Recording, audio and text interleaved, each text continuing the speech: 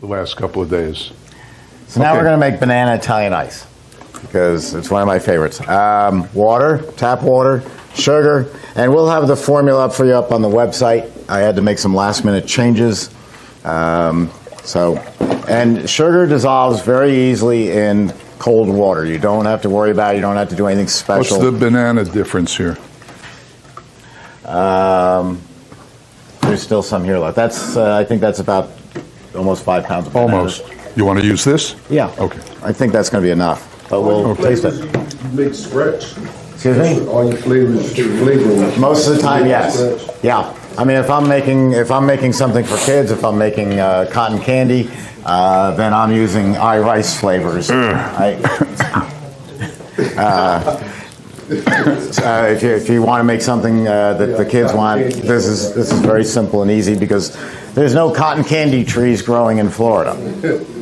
All right, so even if I don't have this completely mixed up and there's a little bit of drizzle of sugar, it won't matter because it was 2 pounds of sugar, or 1.5 pounds of sugar into 14 quarts of water.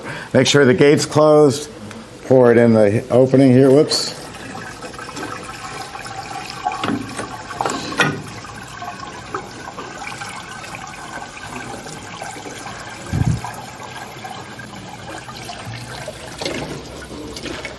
Okay, we're going to turn it on. I'm going to take the infinite overrun control, hit Italian ice, or if you want to get fancy, we'll call it something else. We'll go to sorbet. How about that? We'll start there, because they're the same product. And I can start my freezing right away. And I wash my hands, and I'm going to I'll hold it, you put them in. Okay.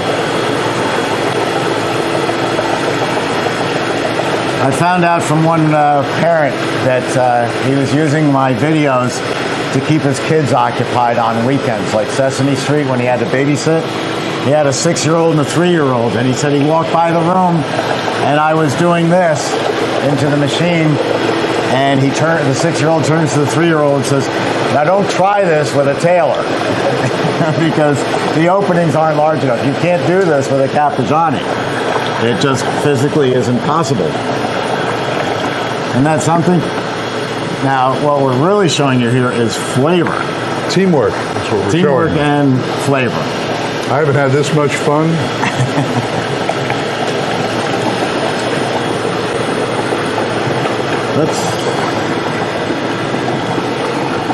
Now, since these are soft, it's going to grind them all up like a Cuisinart. And for every particle of sugar water, I'm going to have a particle of banana. And this will take longer to freeze because of the high sugar content of all these bananas. We have enough yet, or? No, there's never enough. You know that. Jeff, is too much. Based on previous times I've done it. So the formula will be up at the website. I was going to make it with some other ingredients, and I couldn't get permission from the manufacturer to do it, so couldn't do it. All right. Is that it? Just water, sugar, and bananas? It's banana ice. Wow, that's pretty good. Do we want to try it? Well, as soon as they see if we want to put in blends up a little, I think we're extract. going to throw all those in too. Okay. I do have some all-natural banana extract here from Green Mountain Flavors. Stan Sitton owns the company, and he's a genius at making things all natural.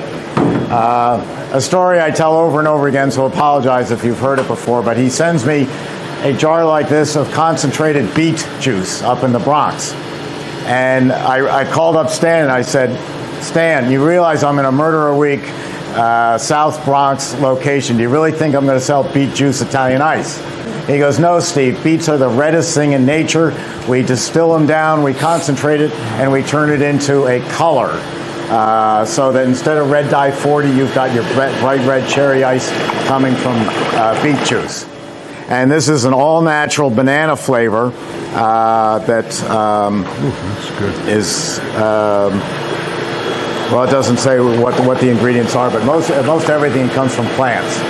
I need to make a sea mist green ice cream for an engagement party for a relative, and I called up Stan, and a week later I had this formulation on my desk, and we poured it in, made the most beautiful color you've ever seen. So that's Green Mountain Flavors, and they are not in Vermont. They are in Oswego, O-S-W-E-G-O, Oswego, Illinois. And the president of Green Mountain Flavors is a gentleman named Stan Sitton, S-I-T-T-O-N. And again, every time, I seem to have an ego problem. Every time my ego gets away from me and I think I'm the smartest person on earth, this little devil shows up on my shoulder and says, "No, you're not. Stan Sitton is." And he's the ego in Oswego. Yes, well, he doesn't, he's not any, he just, he talks the talk. He gets it done. Whoa, we're coming out the top here. Holy cow, why do you think? I think I got too much stuff in there. I may have to let some out. Well, just take some liquid out. I will. And that way we'll put more bananas in. Okay, I might as well taste this and see how we're doing. See, when Jeff makes ice cream and ices and everything else, he knows in advance what everything's going to be like. I sit in front of a computer and just figure, what would this be like mathematically, and we'll see what happens. So some of my ice creams and ices are just god awful, but most of them are good. Let's try a little bit of his extract in there. Where is it? I just had it in my hand. Just a little bit. Yeah, like a couple of capfuls. Not too much. Whoa, that's good. It's strong stuff. That's very scientific. Yeah, there's enough here to flavor 5,000 gallons. That's it.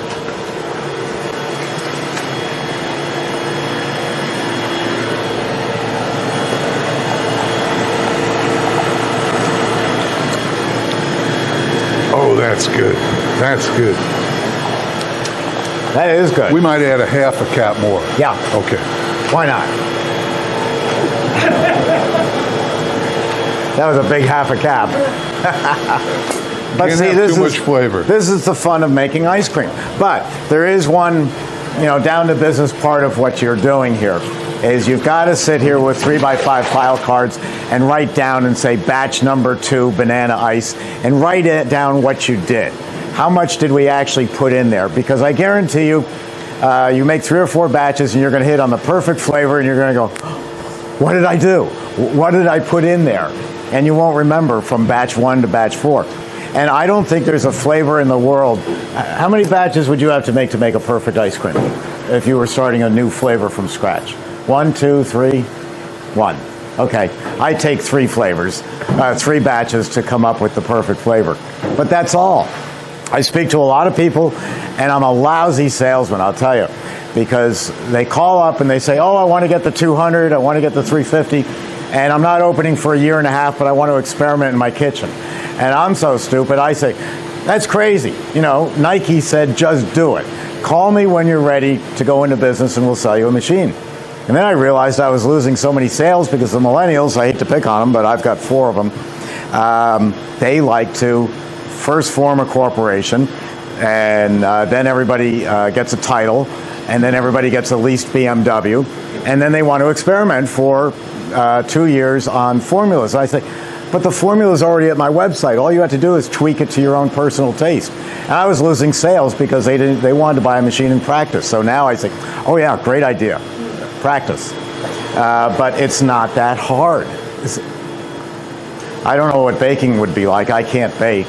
I can't cook.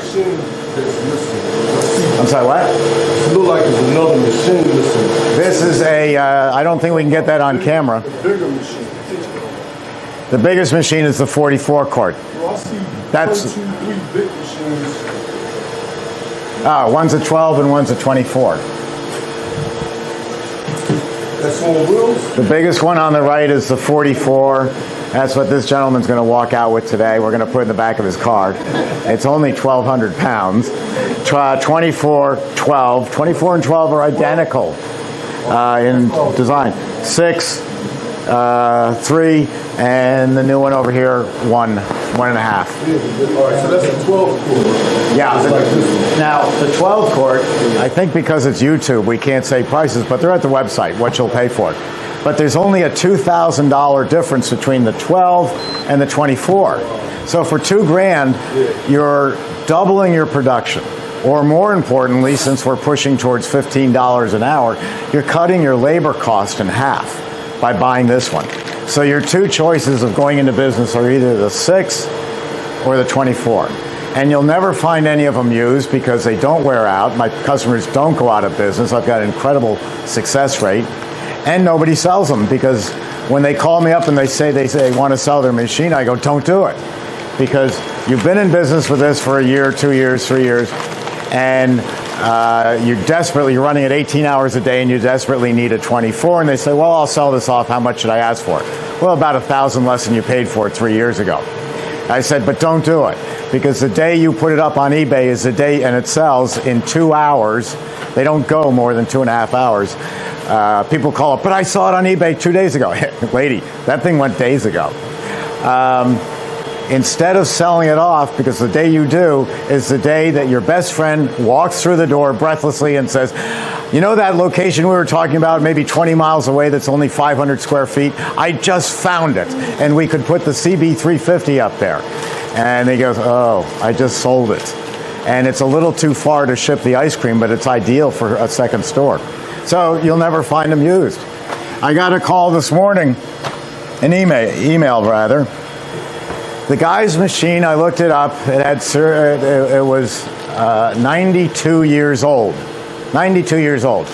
And it's in a 1950s, one of those drive-ins where they come out on the roller skates, and the machine's just sitting there. And he said, how much should I ask for it on eBay? And I said, this is not a Picasso painted over to look like, 6 dogs playing poker. I mean, this machine has zero value. It won't meet any codes whatsoever. 92 years old and it's running. It breaks my heart. But that's what we do. Steve, I know the 24 quart, 8 gallons. How does that break down for a price point on what it costs to make the ice cream?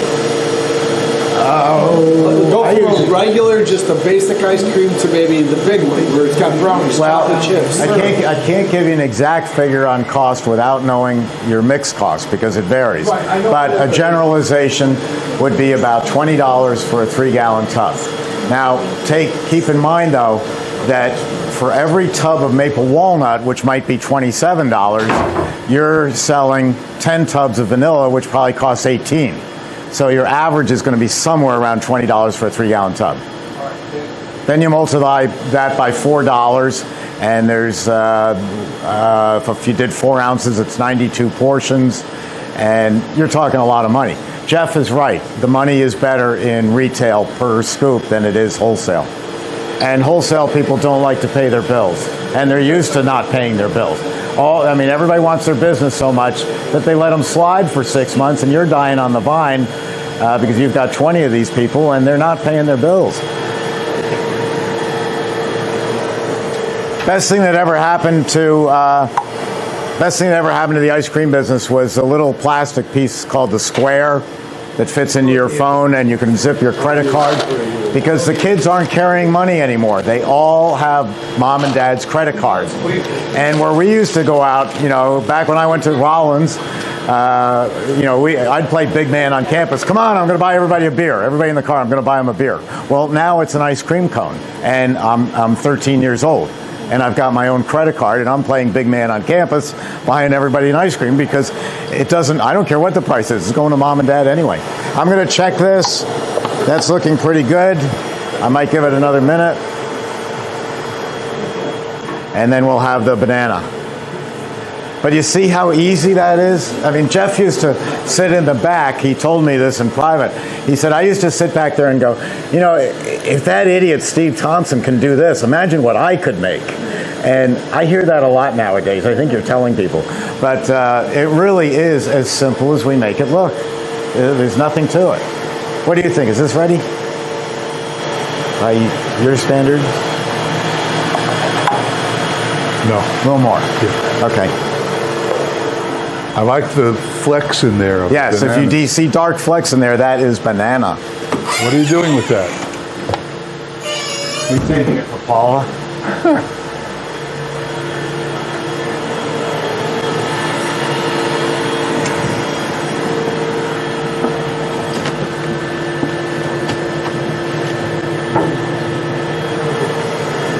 Do you have like a museum or somewhere here where you keep like Old ice cream. No, I never did a museum. When I was growing up, we had a Quonset hut built by the U.S. Army for us because we were making shell casings for bombs. And that whole Quonset hut was filled with used machines. And the low man, the old machines taken in. And low man on the totem pole, me, was driving the truck and had to haul these things out and get them in the truck and dump them in the Quonset hut. So I've got this thing about not wanting a museum. So I don't have anything old around here. Ready? Oldest thing around here I almost took a step. Ready? Yes. All right, so here we go. You got the cameras on it? Refrigeration's off. Radio, taste this. Whoa. I gotta get a little one. Wow, that's heavy. Oh, that's heavy. You want to Good shake stuff. that off, this off?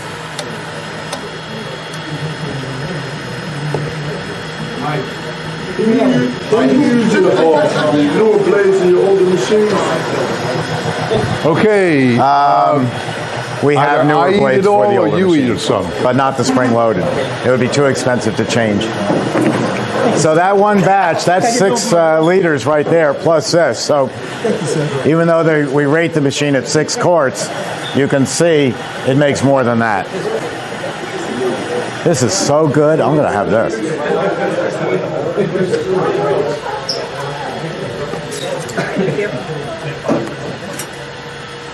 Are there lids or covers for the lotto?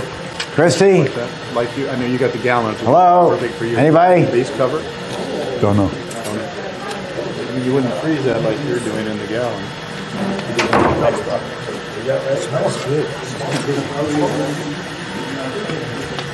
It's just like that soup. What could be bad?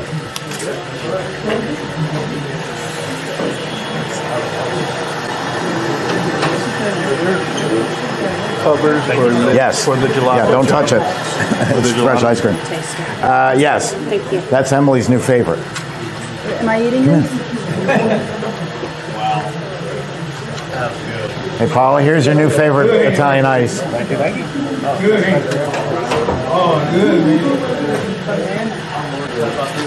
Nana. Nana. It's Nana. Isn't that great? Good. That's great. I'm sure you do. Scoop at your desk. Thank you. Thank you. Like, Thank